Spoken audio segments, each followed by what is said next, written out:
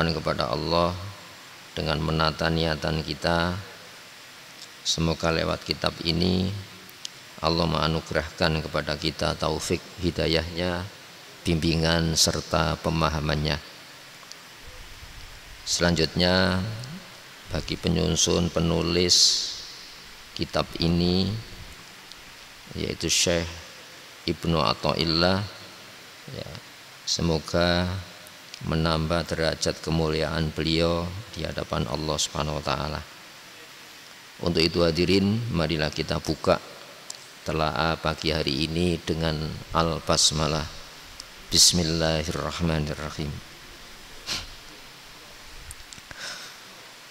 Saudara sekalian, Islam sebagai pandangan hidup berisi pokok-pokok ajaran yang dengan ajaran itu kita akan terbimbing perilaku lahir maupun gerak hasrat niatan batin kita, sehingga semua yang kita jalani tidak saja tutur ucap, kata dan perbuatan semuanya bernilai ibadah kepada Allah Subhanahu wa taala. Maka sebagai muslim dengan panduan al-Islam, bimbingan Rasulullah Muhammad SAW yang mukjizat ajarannya ya, sampai hari ini bisa kita mengenalnya ya, tidak seperti mukjizat nabi-nabi rasul sebelum beliau. Maka harus disyukuri, sebab tidak semua orang ya mendapatkan kesempatan untuk dekat kepada mukjizat dari Allah Subhanahu wa taala. Pada zaman keterpurukan Banu Israel itu diutus seorang raja yang namanya Raja Talut. Di antara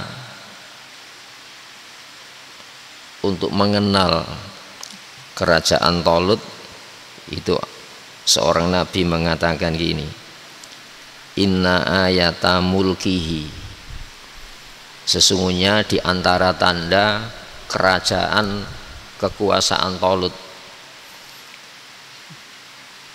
ayatiyakumut tabut, beliau bisa mendatangkan tabut.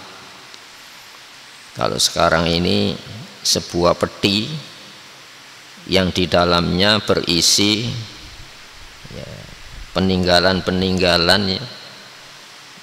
yang diberikan oleh Allah kepada Nabi Harun dan kepada Nabi Musa ya, fihi sakinatum mir rabbikum, yang dengan mengenal ya, isi tabut itu ya, disebutkan sakinatum mir rabbikum, adanya ketenangan hati,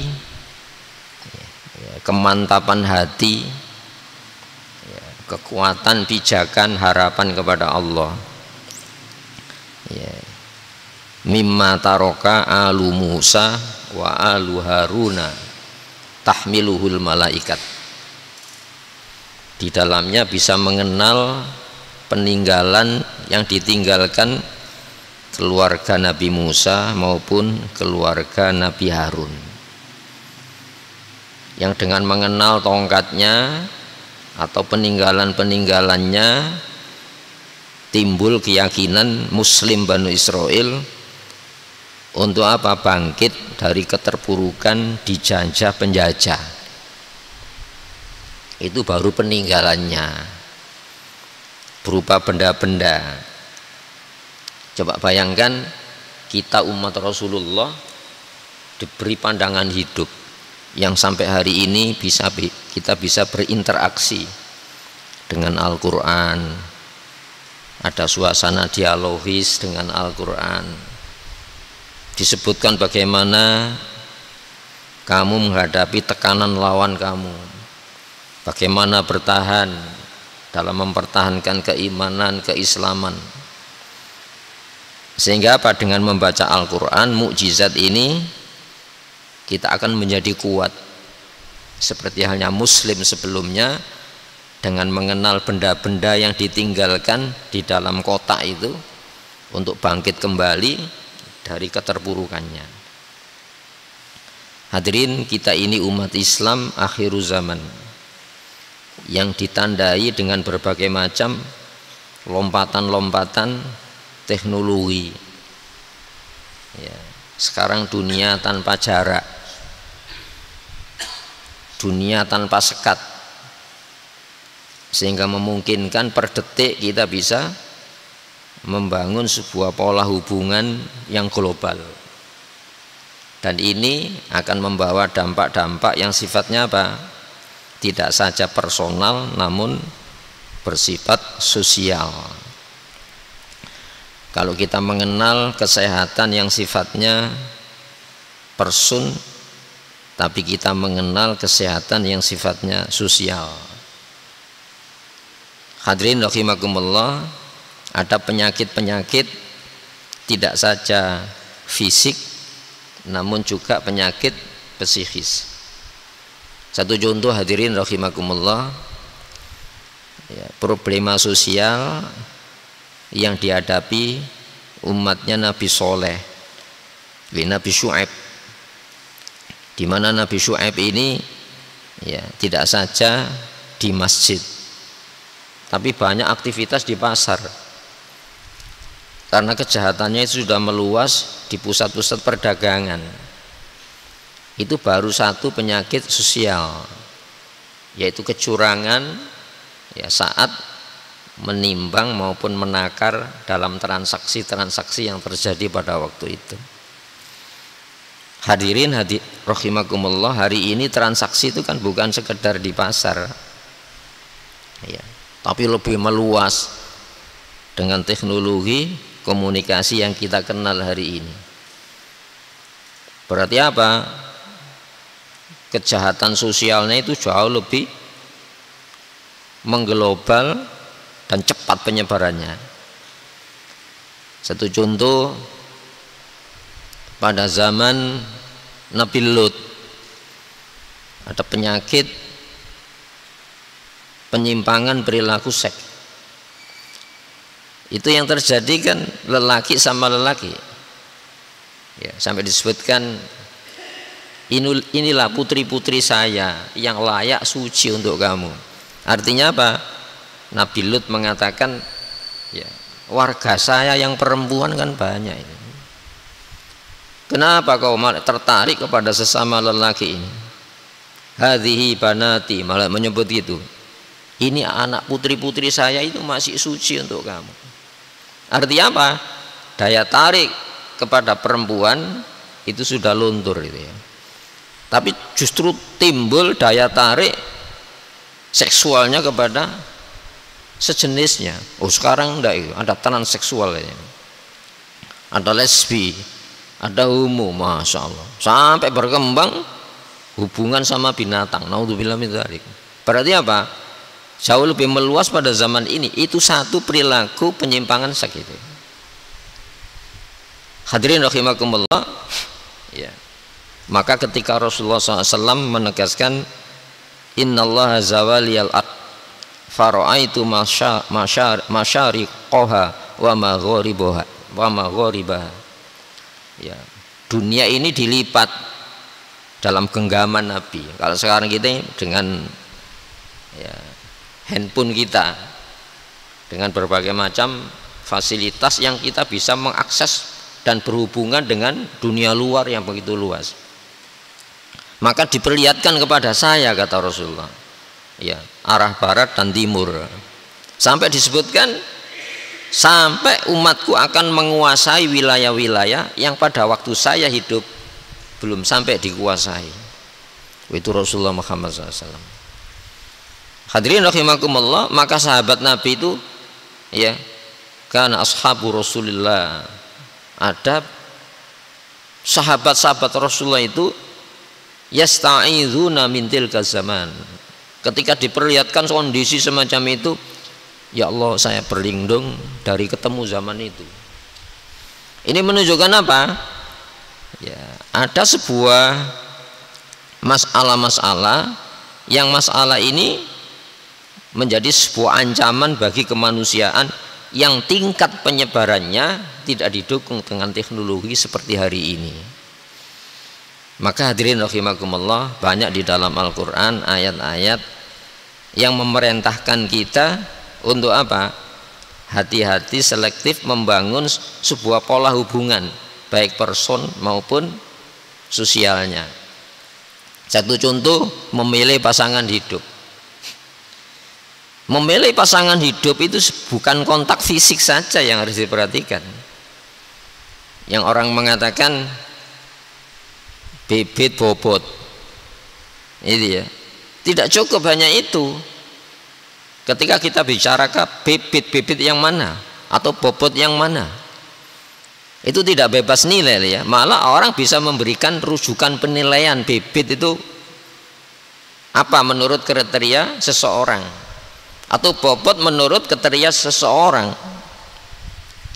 Tapi bagaimana kualitas hubungan dia, keagamaan dia dengan Allah, tidak masuk kriteria. Makanya disebutkan ya dalam Al-Quran, wala tangkihul musyrikati hatta yu'minna. Jangan kau nikahi wanita-wanita musyrik sampai mereka beriman dengan standar iman yang benar, bukan sekedar percaya Tuhan. Ya, sampai disebutkan wala amatum mu'mina.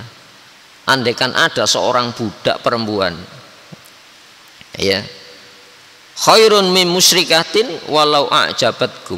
Itu jauh lebih baik daripada apa? Wanita musyrik, walaupun penampilan luarnya, bibit bobotnya itu a'jabatkum, mempesona kamu. Atau sebaliknya, hei wali-wali, wala tungkihul musyrikin hatta yu'minu. Jangan kau nikahkan putri-putri kamu itu dengan lelaki-lelaki musyrik, walau a'jabakum, walaupun bibit bobotnya itu mempesona kamu. Hadirin rahimakumullah, ini petunjuk Quran. Kenapa? Ulaika yad'una ilan nar. Masa depannya itu mengajak kepada neraka. Lalu orang mengatakan neraka itu urusan belakang. Yang penting hari ini saya dan orang umum punya standar penilaian bibit bobot itu. Itu baru apa? Di dalam lingkungan rumah ya. Wallahu yad'u ilal jannati wal maghfirati bi'idzni. Padahal Allah itu dengan ajarannya, dengan standar mencari pasangan hidup, mencari teman, yad'u ilal jannah, mengajak kepada masa depan, kebahagiaan, tidak saja jangka pendek dunia, tapi jangka menengahnya kubur, jangka panjangnya akhirat. Wal maghfirati, ajaran Islam itu mengajak kepada ampunan Allah Subhanahu wa taala. Hadirin rahimakumullah, ini baru dalam skop mencari pasangan hidup bagi kita dan orang-orang dekat kita. Yang lebih luas lagi, bagaimana pembimbing? Sebab suami itu dikasih misi oleh Allah Subhanahu wa taala apa? Qu anfusakum, ar-rijalu qawwamuna 'alan nisa. Atas pasangan hidupnya, istri-istrinya, lelaki itu punya tanggung jawab apa? Meluruskan, ya, meluruskan masa depan, tidak saja dunia, harus disinkronkan dengan masa depan akhirat. Wah, itu tanggung jawab luar biasa kan ya. Ini berarti kontak kelamin yang dikatakan hukum pernikahan itu bukan sekedar kontak badan, tapi di dalam kontak-kontak itu ada sebuah misi agung dari Allah Subhanahu wa taala untuk dengan pasangan yang paling dekat dengan kita itu kepada kebahagiaan dunia akhirat. Satu contoh, Jawa Timur itu kan mayoritas muslim ya, tapi angka perceraian terbesar seluruh Indonesia ya. Berarti apa? Dia memiliki bibit bobot yang dijauhkan dari standar bibit bobotnya Islam. Naudzubillah min dzalik. Ini baru masalah apa? Skup rumah tangga. Bagaimana kalau kepala negara, kepala daerah, pimpinan perusahaan, Masya Allah, yang kita di bawah kendali mereka, lebih skupnya luas apa enggak? Hadirin rahimakumullah. Maka bibit bobot itu tidak saja pasangan hidup, tapi dalam pasangan bermasyarakat yang jauh lebih luas. Sehingga Ibnu Athaillah ya, dalam kata hikmah ya, yang paling singkat ini ya, tapi itu mengandung pesan yang luar biasa, yang kalau kita cermati, kita cerna dengan akal pikiran kita. Ternyata ini visioner sekali, menjangkau berbagai macam era zaman. Beliau tegaskan gini, kalau di sini disebutkan pada hikmah yang 53, la tashab man la yunhidhuka haluhu wala yadulluka maqaluhu. Terjemahnya gini, janganlah kau temani, janganlah kau berkawan, janganlah kau bersahabat ya, yang sahabat tersebut tidak membawa kamu, man la yunhidhuka, yang tidak membangkitkan semangat kamu, apa?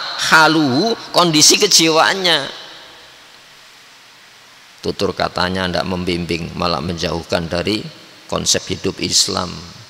Apalagi tindak kepemimpinannya dalam rumah, suaminya lu tidak mengajak istri dan anak-anaknya untuk selamat menuju masa depan akhirat, justru mengajak meninggalkan masa depan yang sebenarnya, lalu diganti dengan bibit bobot masa depan jangka pendek ini. Sehingga apa? Praktis akan menciptakan neraka-neraka dalam rumah. Ini belum neraka kubur, sudah menciptakan neraka-neraka dalam rumah, pertempuran. Makanya bahasa pertikaian yang disebutkan dalam Quran kan api ya. Kullama awqadu narun lil harbi atfa'aha Allah wa yas'auna fil ardil fasad. Setiap kali mereka mengobarkan api-api peperangan, atfa'aha Allah, dengan ajaran Allah ini Allah akan memadamkan. Kita ini ada unsur logamnya. Unsur logam ini kalau ketemu logam dan gesekan, ada percikan api, bisa lewat tutur kata. Kadang-kadang isyarat saja sudah bertempur.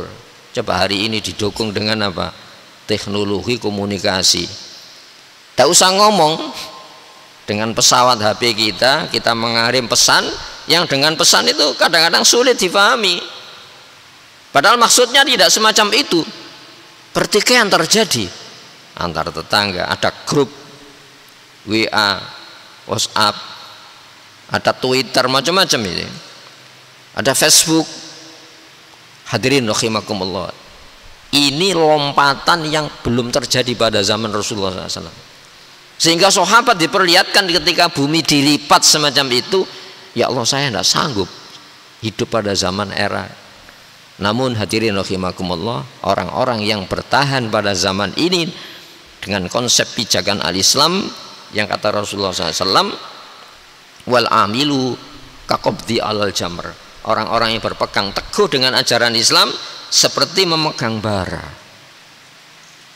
Kita lempar kemana bara ini? Bisa kepada orang dekat kita, lalu jadi mungsuh. Maka ada pesan Allah di dalam Al-Quran, ya ayyuhalladzina amanu, wahai orang-orang yang sudah percaya adanya neraka, wahai orang-orang yang percaya adanya surga, wahai orang-orang yang percaya adanya neraka jangka pendek, dunia ada neraka jangka panjang, wahai orang-orang yang percaya adanya surga jangka pendek dan yang percaya adanya surga jangka panjang, la takhunullaha war rasul, jangan pernah kau khianati kepercayaan Allah yang Allah berikan kepada kamu. Apa itu? Konsep hidup Al-Quran. Quran ini al-amanah, bukan sekedar dikasih konsep hidup, dikasih alat-alat untuk mencerna pesan-pesan Allah Subhanahu wa ta'ala. Telinga, mata, lesan, Ini semuanya amanat dari Allah Subhanahu wa taala. Sehingga ada neraka masa depan itu bisa dirasakan neraka hari ini. Lalu bagaimana penyesalan orang-orang ahli neraka, penghuni neraka yang akan datang itu? Lau kunna nasma'u, andaikan dulu saya memberikan waktu untuk mendengar pesan-pesan Allah. Au naqilu, atau kami andaikan dulu mencerna dengan akal kita, kemudian akal kita dikasih pijakan, rujukan untuk mengenal pesan-pesan langit ini, makunna fi ashabis sa'ir, saya tidak akan termasuk menjadi penduduk neraka hari ini. Seperti halnya neraka masa depan. Berarti apa? Allah sudah menurunkan standar untuk difahami, maka dikasih akal pikiran. Standar untuk didengarkan, maka dikasih telinga dan daya dengar. Mengasih standar hidup untuk bisa dilihat dengan pembuktian-pembuktian, maka dikasih alat yang namanya mata. Tidak boleh dikhianati fungsionalnya. Alhamdulillah, Islam tidak mengajarkan anti teknologi. Tapi sebuah lompatan teknologi yang belum pernah terjadi pada zaman Nabi itu harus digunakan untuk lebih dekat mendengar, lebih dekat melihat, lebih dekat menganalisa dengan bahan Al-Quran. Namun hari ini kan enggak ya, justru alat-alat itu disalahgunakan sehingga apa? Hiburannya yang lebih dominan. Kadang-kadang kita ini berpikir ya, bangun pagi kita kan mencari HP ya. Kadang-kadang kita gini, ya Allah, kok bukan mushaf yang saya pegang ini? Seolah-olah pedomannya Al-Quran dan Al-HP. Hadirin rahimakumullah, di dalamnya itu ada netralitas sebetulnya ya. Pemahaman tentang masa depan akhirat kita bisa akses lewat tangan kita ini. Tapi hati-hati, di saat yang sama bisa mengakses jalan menuju neraka. Naudzubillah min dzalik. Maka Allah berpesan, wa'lamu, ketahuilah ya, ilmui. Maka Allah menurunkan ilmu yang namanya Al-Quran dengan panduan pemahaman yang difahamkan Rasulullah Muhammad SAW. Annallaha, bahwasanya Allah itu yahulu, yang mensekat, mendindingi bainal mar'i wa qalbi, antara seseorang dengan buah hatinya. Yang ini harus ada komunikasi, dan hari ini komunikasi itu ditunjang dengan teknologi komunikasi. Maka pijakannya jangan dilupakan. Ketika Allah memberikan fasilitas itu sebagai amanah yang harus dijaga, maka Allah membuat pembekalan. Maka di sini Ibnu Athaillah, la tashab, jangan kau berkawan, berteman, man la yunhiduka haluhu, orang-orang yang kondisi kejiwaannya tidak membangkitkan kamu untuk mencari penyelamat, mencari konsep keselamatan. Malah apa yang terjadi? Justru komunikasi dengan orang dekat kita yang hari ini tanpa sekat itu digantikan dengan konsep-konsep pemahaman yang bukan Islam. Sehingga apa? Bukan pembekalan tapi sebuah hiburan-hiburan, bukan berbekal, bersenang-senang bukan berbekal. Sehingga ilmu pembekalannya tidak banyak mendapatkan porsi perhatian untuk didengar, difikirkan, diamati, kemudian dijalani di dalam kehidupannya. Wala, dan jangan pula kau berkawan, membangun relasi kedekatan ya, orang-orang la yadulluka, yang tidak membimbing kamu alallahi, kepada Allah. Padahal di sana itu disebutkan walladzina amanu, orang-orang yang percaya, sudah percaya adanya bahaya, adanya selamat jangka pendek, jangka panjangnya akhirat. Kita percaya itu ya. Namun hadirin rahimakumullah, kita dilarang oleh Allah Subhanahu wa ta'ala. Untuk apa? Berteman, berkawan yang hari ini ditunjang dengan teknologi komunikasi itu orang-orang yang tidak membimbing kepada Allah. Padahal Allah tegaskan walladzina amanu. Orang beriman itu siapa sih? Wa tatma'innu qulubuhum bi dzikrillah. Itu penegasan Allah. Hatinya akan tenang dengan membangun komunikasi zikrullah. Apa maknanya zikrullah? Mengingat Allah tidak saja mengingat nama, mengingat apa yang mesti kita ingat dari Allah. Allah menurunkan pengingat. Artinya apa? Secara konsep jangan dilupakan. Orang beriman itu akan menjadi tenang hatinya bizikrillah dengan pengingat-pengingat Allah. Kita pahami bagaimana seharusnya saya dalam posisi dengan orang dekat saya. Apa komunikasi yang mesti kita bangun? Di sini tidak membimbing kepada Allah, malah membimbing untuk mengenal pemberiannya. Tapi tidak pernah mengenal si pemberinya. Padahal Allah memberi itu dikasih pembekalannya. Ala bizikrillah tatmainnul qulub. Ketahuilah, jangan lupa ya, dengan membangun komunikasi zikir dengan Allah, mengingat pesan-pesan Allah, tatmainnul qulub, itu akan memelihara ketenangan batin. Sehingga hadirin rahimakumullah, di dalam dunia pendidikan saja kita sudah mengenal daya saing. Masya Allah. Lalu apa yang terjadi? Sudah persaingan, dan ini global. Sehingga mendidik anak-anak kita harus membangun sebuah pola persaingan, bukan bersaing ya dulluka Allah, mengajak kesadaran kepada Allah tapi jauh dari Allah Subhanahu wa taala. Hadirin rahimakumullah, kita mengenal pasar bebas. Ternyata pasar bebas itu bukan sekedar berdagang yang sifatnya material, sudah perdagangan ideologi, pemahaman hidup hari ini. Itu terjadi. Apa yang terjadi? Oh, kita kan harus mengikuti standar masyarakat internasional. Lalu agamanya agama internasional. Naudzubillah min dzalik. Dan pasar bebas, apa yang diperdagangkan bukan sekadar ya barang-barang komoditas dagang, tapi yang diperdagangkan itu sebuah konsep kehidupan. Naudzubillah min dzalik. Maka hadirin rahimakumullah, jangan sampai kita membangun sebuah komunikasi ya dengan orang-orang yang tutur kata konsep-konsep kehidupannya itu tidak membimbing kepada Allah Subhanahu wa taala. Dalam masalah ini Allah menurunkan ya satu surat namanya Al-Furqan. Al-Furqan itu pembeda. Ya. In tattaqullah yaj'al lakum furqan. Kalau kamu menjaga dirimu dengan sistem penjagaan Islam, Allah akan memberikan sebuah daya pembeda. Daya pembeda lewat apa? Konsep-konsep Al-Qur'an.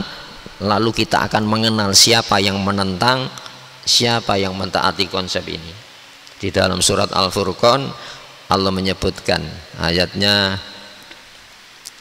27, 26, 27 sampai 30. Bismillahirrahmanirrahim. Yauma ya'addu dzalimu 'ala yadayhi. Ingat di saat manusia semua menggigit jari. Itu kan ekspresi sebuah penyesalan. Insya Allah kalau di dunia masih ada waktu, ada tenggat untuk memperbaiki diri. Kenapa? Kita punya titik setat. Andaikan muslim itu keliru, berjalan mundur masih ketemu titik setatnya, yaitu Al-Quran. Bagaimana orang-orang yang tidak punya pijakan? Mumet ini saja. Dari, oleh, untuk dunia. Lalu kita mengenal kesehatan hanya fisik. Kesehatan tidak pernah mengenal sehat ruhani. Dikira problema sosial, problema kemanusiaan itu hanya penyakit-penyakit yang sifatnya fisikal, tapi belum pernah mengenal penyakit yang sebenarnya bagi kemanusiaan ini. Yauma ya'addu dzalimu 'ala yadayhi. Ingat saat semua manusia yang zalim itu menggigit jari. Kenapa? dikasih konsep kehidupan yang menyelamatkan, justru tidak ada waktu untuk mendekati, memahaminya. Menyesal saya. Orang yang tidak tahu bisa sesat, itu menyesal. Tapi ada orang yang tahu tapi tidak mau tahu, itu jauh lebih menyesal. Ini berbicara tentang apa? Zalim, orang yang diberi penyelamat tapi tidak mau memahami pembekalan selamatnya. Apa kata-kata mereka itu? Ya laitani ittakhadtu ma'ar rasul sabilan. Duhai, andaikan dulu saya mengikuti jalan yang ditempuh oleh Rasulullah Muhammad SAW. Berarti apa ini? Masa turunnya Al-Quran dan hari ini Al-Quran masih ada. Berarti ini umat Islam akhirul zaman. Ya laitani ittakhadtu ma'ar rasuli sabila.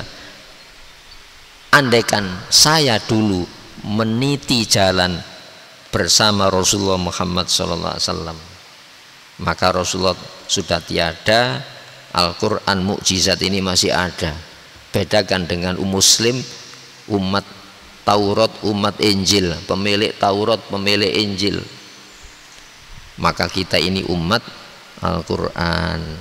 Dulu Nabi Isa itu ya, ketika mengatakan gini, di antara kehadiran saya ini wa mubasysyirun bi rasuli ya'ti min ba'di ismuhu Ahmad, memberitakan akan hadirnya seorang utusan setelah saya yang namanya Ahmad.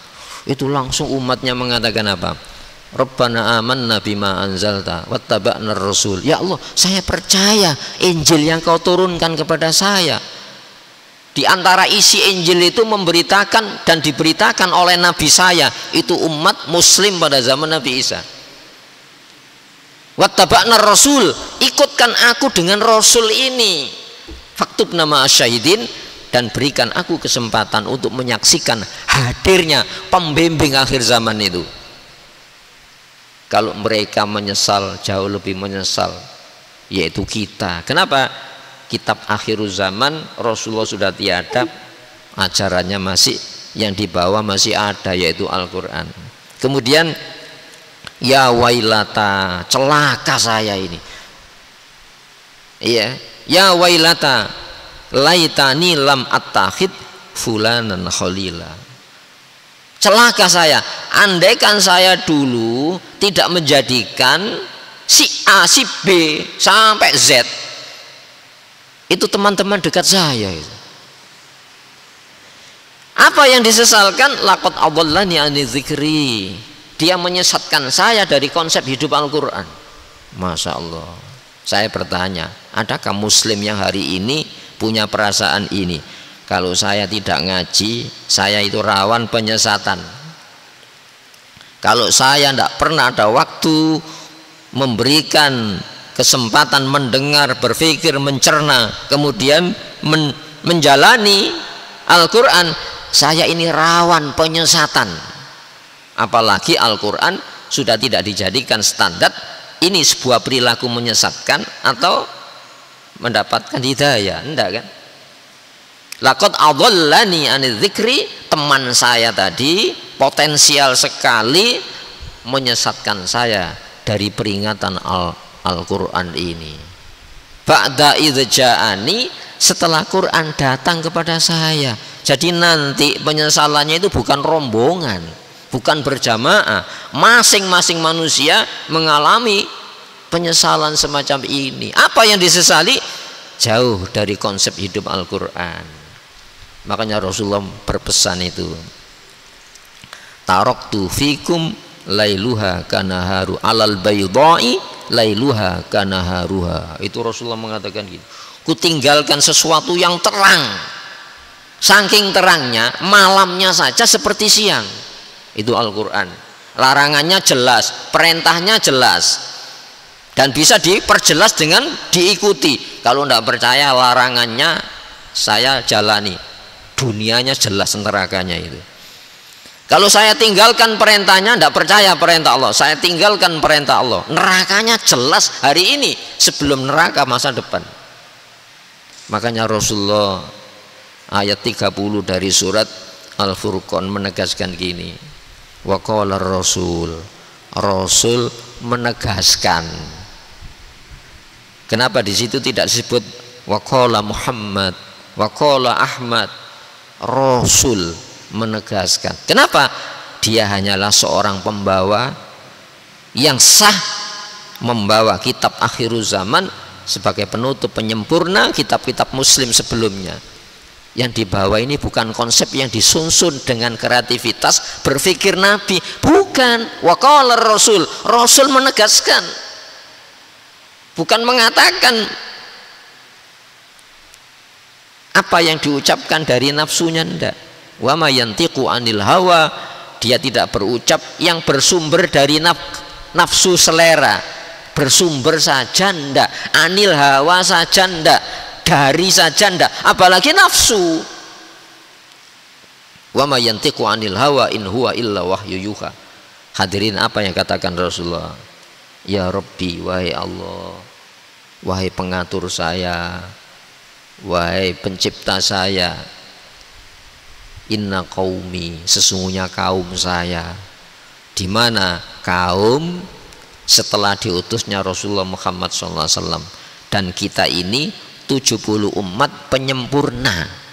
Allah tidak pernah menciptakan 80 umat.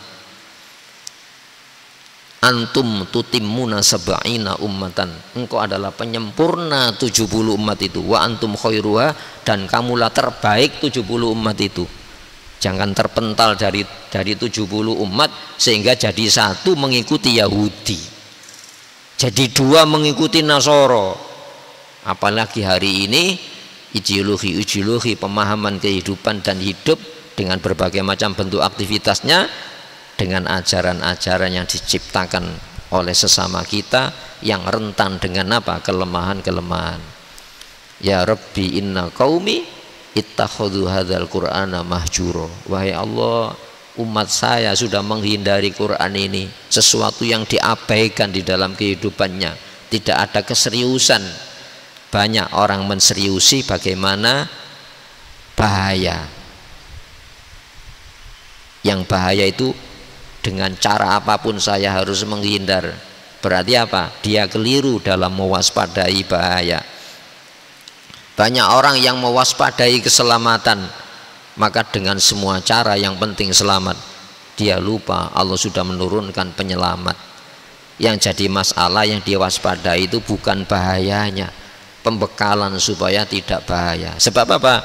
Bahaya jangka pendek itu pasti terjadi, seperti halnya keselamatan jangka pendek ini bisa terjadi berulang-ulang dan silih berganti. Tapi ada keselamatan yang tidak akan pernah ada kecelakaan, ada celaka yang tidak akan pernah selamat, yaitu apa? Masa depan akhirat yang di sana sehari 1000 tahun. Naudzubillah min dzalik. Itu masa depan kaum muslimin. Kita punya kekayaan berupa ajaran, kita punya kekayaan yang sampai hari ini bisa kita dekati, kita fahami, kita beri waktu untuk dijalani dan dijalankan undang-undangnya, yaitu Al-Quran. Saya ulangi, la tashab man la yunhiduka haluhu. Jangan kau temani, berkawan orang-orang yang tidak membangkitkan semangat cita-citamu, yaitu kondisi kejiwaannya. Wala yadulluka 'ala Allah, dan tidak pernah membimbing kamu menuju Allah, maqaluhu, ucapan-ucapan mereka. Saya pikir ini ya, semoga yang dituangkan di dalam kitab Al-Hikam ini membawa manfaat bagi kita. Marilah kita berdoa pada Allah Subhanahu wa taala. Allahumma shalli wa sallim wa barik ala Muhammad wa ali Muhammad. Alhamdulillahirabbil alamin. Rabbana zalamna anfusana wa illam taghfir lana wa tarhamna lanakunanna minal khasirin. Rabbana hab lana min azwajina wa dhurriyyatina qurrata a'yun waj'alna lil muttaqina imama. Rabbana ja'alna muqimis shalat wa min dhurriyyatina Rabbana wa taqabbal du'a. Rabbana hab lana min ladunka rahmah wa hayyi lana min amrina rasyada. Rabbana atina fid dunya hasanah wa fil akhirati hasanatan wa qina adzabannar. Subhana rabbika rabbil izzati amma yasifuna. Assalamun alal mursalina. Walhamdulillahi rabbil alamin. Assalamualaikum warahmatullahi wabarakatuh. Subhanallah wa bihamdihi asyhadu an la ilaha illa anta astaghfiruka wa atubu